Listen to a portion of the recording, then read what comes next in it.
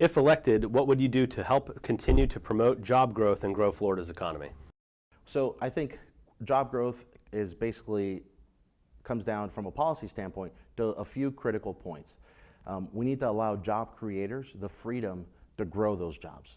So we have, for example, in my case, I'm a small business owner. I've owned several businesses, but right now I own a craft brewery. And in my craft brewery, the more that I can grow my business, the less that I have to deal with government bureaucracy and red tape, the quicker that I can open my business.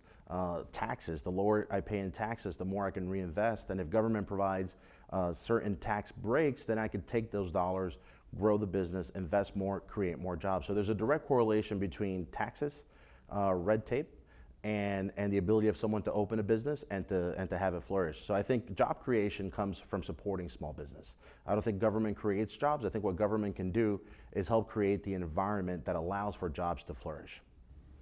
How would you improve Florida's healthcare situation?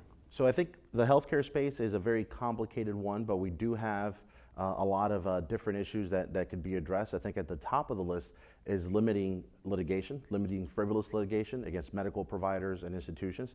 I think that's driving up costs for the consumers and frankly making it difficult for people to get into the field to begin with. So that's one issue. Secondly, we need to support innovation, technology, medical technology, but reward those entities who are innovative, reward those entities that are doing things that are outside the box, and by doing so are reducing costs and improving service to recipients. So we have a great amount of healthcare companies in the state that are willing to step up to the plate. I think government should try to find a way to partner with them to drive that process, and the quicker that we can get more innovative solutions, the better off that everyone will be. What challenges do you see in Florida's K-12 education system? And if elected, what would you do to address those challenges? The bill that was passed, 1769, does a lot to address some of these issues. There's a lot of issues as it relates to funding, right? This is something that everyone's always talking about, is how much funding is coming to our district and what's that funding being used for. We should create a system that allows for that funding to travel with the student. So giving families the maximum flexibility. I believe in choice, and we have a charter school system, but we should continue to enhance that and allow for those funds to go to schools that maybe aren't in that system today, like parochial schools and other type of schools, private schools and so on.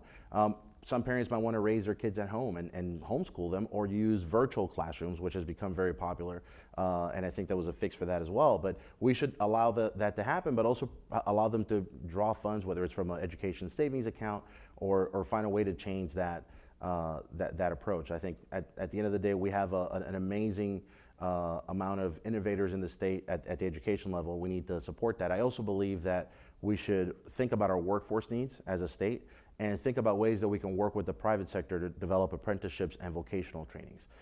There are a number of entities that I think will work with universities or colleges to develop these programs in high schools and middle schools, so that when our kids graduate from high school, the kids actually have an opportunity to enter the workforce. And if we want to talk about generational poverty and ways that we can bring our children and future generations out of poverty, it's by giving them the skill set to actually attain a successful and meaningful job. So we can do that right out of high school, and that might actually allow that student someday to then pay for their own education, right? Their own college education with some assistance. So there's a lot of things that we can do, but we need to think about the economy of the 21st century that we're in today and take our 20th century school system that's heavily focused on brick and mortar and bring it to match up with that 21st century economy.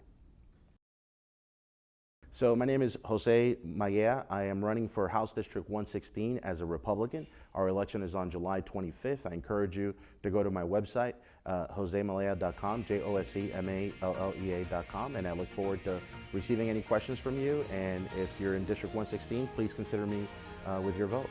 Thank you.